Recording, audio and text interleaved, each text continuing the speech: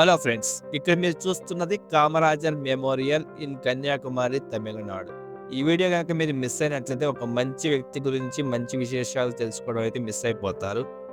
ఇతను ఎందుకు మంచి వ్యక్తి అన్నానంటే, నేను ఈ కామరాజర్ మెమోరియల్ సందర్శించినప్పుడు నాకు అసలు ఈ కామరాజర్ అనేవాళ్ళు ఎవరో కూడా తెలియదు.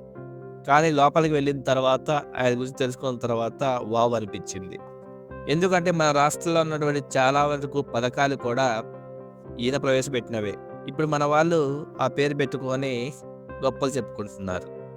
ఈ కామరాజర్ మామూలు వ్యక్తి కాదు. ఈయన అన్ని దేశాలలోని ఒక గొప్ప నాయకులలో ఒకరిగా చెప్పబడుతున్నారు. అంతేకాదు, భారతదేశ అత్యున్నత పురస్కారాన్ని అయిన భారతరత్న పురస్కారాన్ని కూడా అందుకున్నారు. చదువుకున్నది 6వ తరగతి అయినప్పటికీ విద్యా పితామహుడుగా పిలువబడ్డాడు. భారత జాతీయ కాంగ్రెస్ వ్యవస్థ